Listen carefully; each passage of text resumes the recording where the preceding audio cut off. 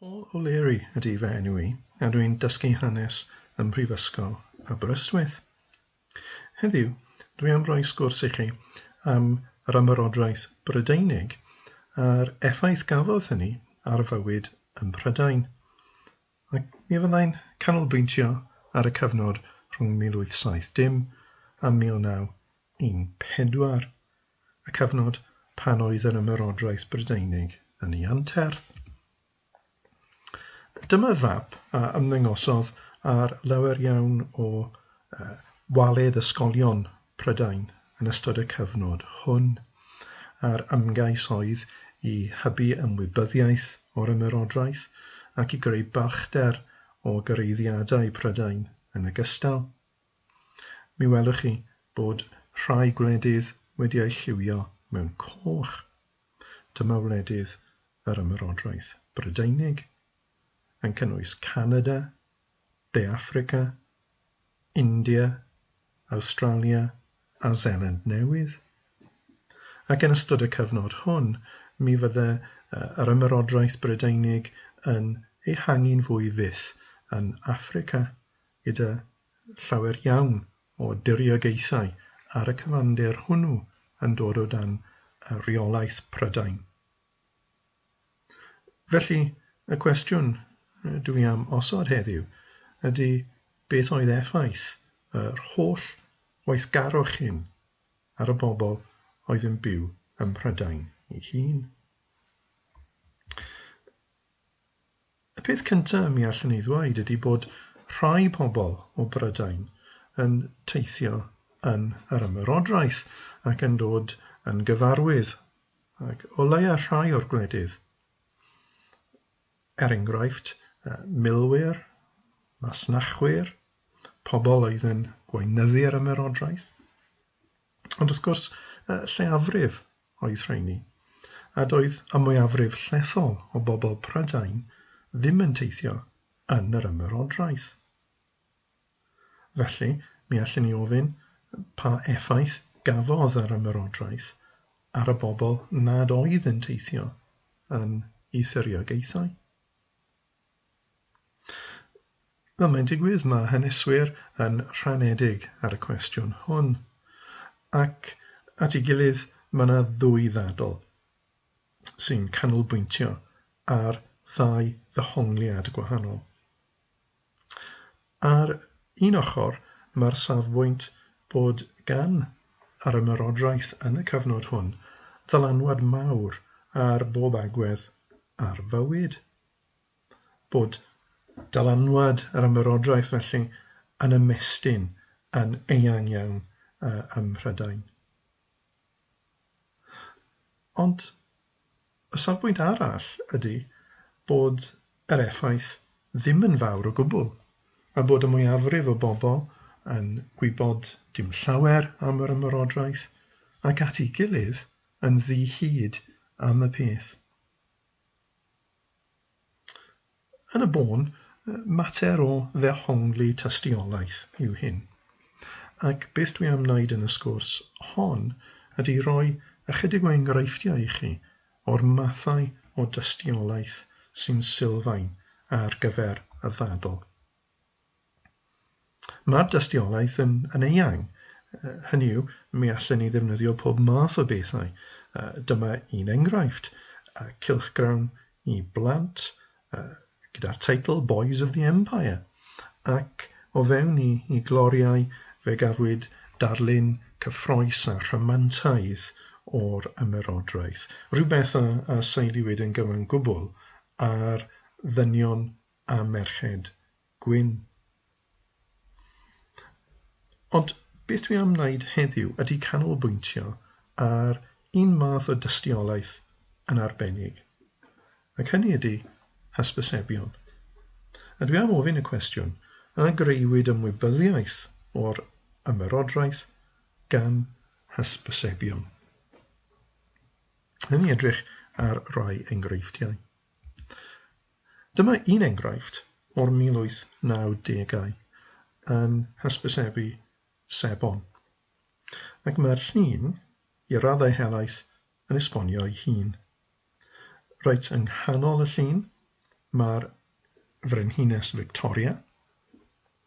Ac felly, dyn ni'n gallu dweud bod yna ymgais fan hyn i gysylltu'r sebon, sef nwyddau bob dydd, gyda statws uchel, oherwydd y Frenhines Victoria oedd yr unigolyn mwyaf pwerus neu o leia dylanwadol yn yr Ymerodraeth. O'i chwmpas hi, mae yna ddynion a phlant yn ei chymrydwyo, ac yma mi allan ni weld dylanwad yr Ymerodraeth. Mae'r arlunydd wedi portreadu unigolion o wahanol gwledydd, o Affrica, India ac o bosib Awstralia neu Seland Newydd.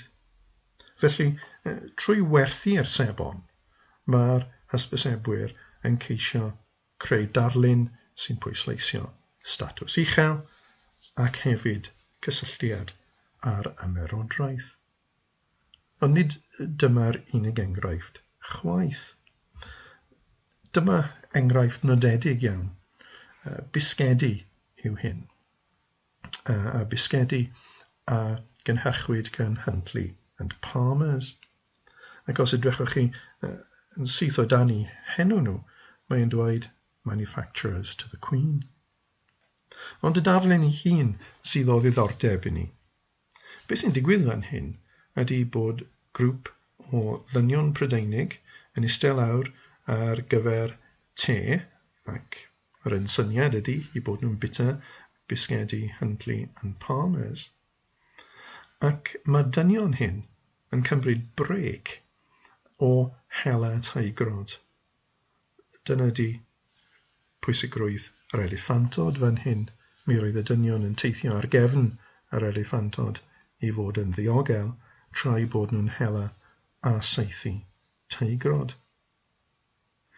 Mae'r darlun yn bwysig, oherwydd mae rhoi'r darlun fel hwn ar dyn o fisgedi yn rhagdybio bod y pobl sy'n prynu yn ei ddeall, yn gwybod beth sy'n digwydd, ac felly yn meddwl, wel, dyma rhywbeth dwi eisiau yn uniaethu gydag e. Ac mi fydda rhywbeth fel hynny yn cefnogi'r safbwynt bod pobl yn gwybod tipyn am yr Ymerodraeth. Dyma enghraifft arall. Unwaith eto, nwyddau bob dydd, mwstard yn yr achos hwn, ac efallai bod y gysylltiad gyda'r Ymerodraeth ddim yn hollol amlwg. Ac eto, beth sydd yn y llun ydy'r llynges, a swyddog y llynges, ac pwysigrwydd hyn ar gyfer yr Ymerodraeth ydy bod y llynges yn sylfaen rheolaeth Prydain dros gwledydd pell. Heb y llynges, bydda hynny ddim yn bosibl. Ac felly mae Colemans, a bobl sy'n cynhyrchu'r mwstad, yn cysylltu hunain a grym y llynges ac wrth gwrs gyda'r faner Brydeinig. Dyma enghraifft hynod a nodedig. Dyma enghraifft sy'n pwysleisio gwleidyddiaeth. Y person yng nghanol y llun fan hyn ydy Joseph Chamberlain, ac ef oedd y gweinidog gyda chyfrifoldeb am y trefedigaethau, sef y colonies. Ac mi allwch chi weld o'i gwmpas, mae symbolau rhai o diriogaethau yr Ymerodraeth.